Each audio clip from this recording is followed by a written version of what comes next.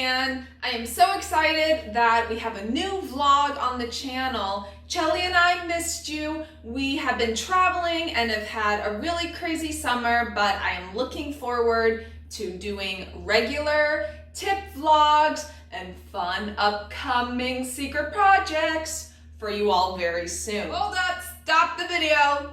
Chelly and I are going to address what you're probably telling yourself right now. Yes, in fact, I do have eyeliner on my face. Somehow between the bathroom and checking my makeup over and coming back to this seat, something happened. But you know what? I had a great time telling you all these tips, so we're going to keep it. This is classical music with an edge.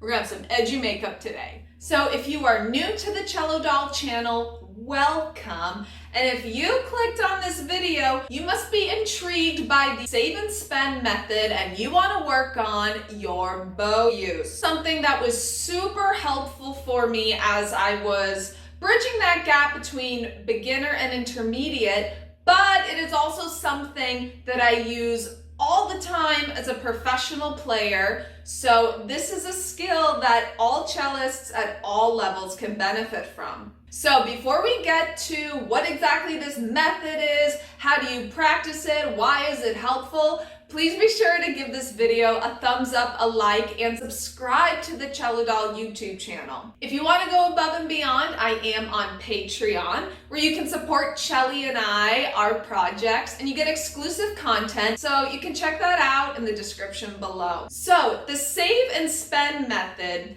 is exactly what it sounds like. We want to start with less bow and then grow in our bow use over the course of the bow. So we save the length, then we spend the length. You will use this in quite a few instances.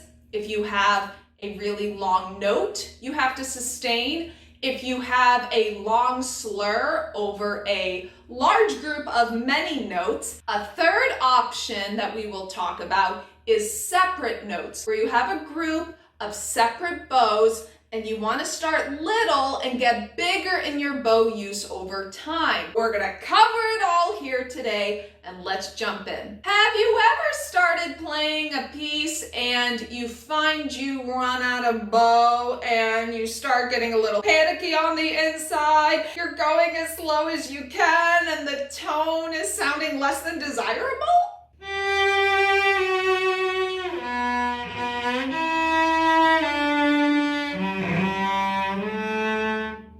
As you go along the slur, your body realizes you're running out of bow. And with that apprehension, for the third note, you get tense. You have to slow down suddenly, and the tension will also cause your tone to close up. Now, all of that is happening when you are at the very tip of your bow, and when you want to do that bow change, you're tight, you're tense, and probably going to repeat the same mistake again because you just want to let go and move on, and then you're going to encounter the same problem at the frog, and this is a mistake that can turn into a cycle.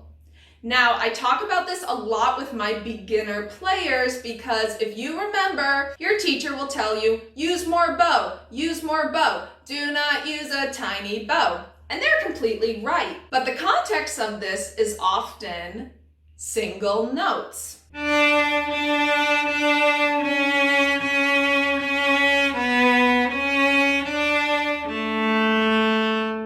Now that will give you a full and beautiful sound, but when you have more notes to fit in, you're going to default to that wide spread of a bow. So if we use the save and spend method, we start with little bow, and as we grow with the bow, by the time we get to the tip, we are going to have extra room and extra length. You can have a sustained tone at the end of your bow. You can be more relaxed for that intricate bow change. And there are just so many benefits to having extra bow to spare. And another factor to talk about, bow length and bow speed are often related. So saving then spending also means you're going to start slow and speed up a little bit over the course of the bow. You don't want to do anything drastic because then you're going to get a big swell in the middle of your note.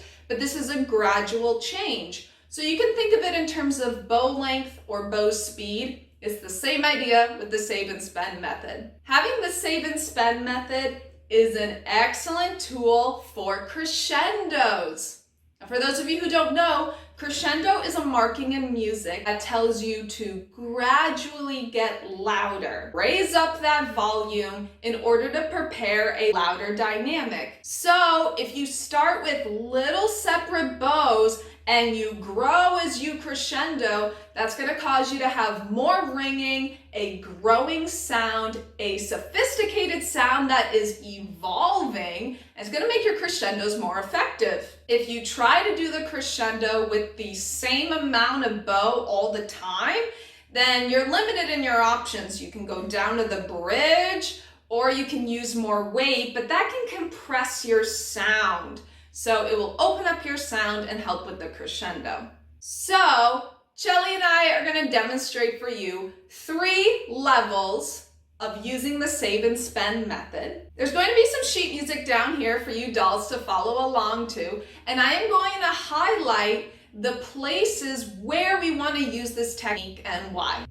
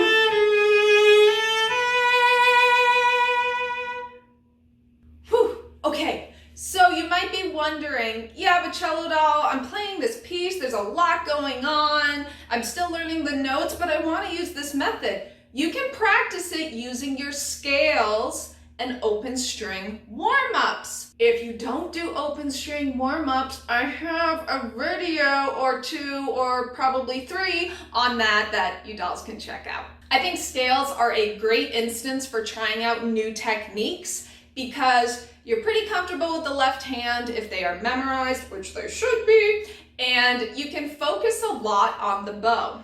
So first, practice with a scale in whole notes so you can do the first example of save and spend your long tones.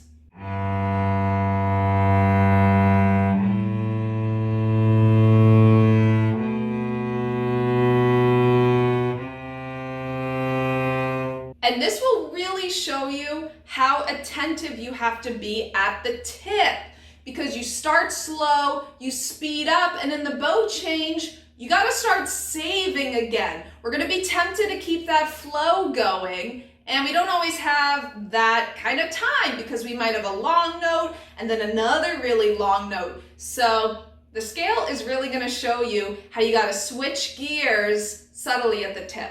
And then from there, start adding notes to your bow. So we went from 1 note, then you do 2 notes to a bow, 3 notes, 4 notes, and the more notes you add, the trickier it is going to be, but it's also going to effectively challenge you. Even right away with the 2-note version, try to avoid doing 50-50. Try to do 30-70 or 40-60. So you are still changing the speed over the course of the bow.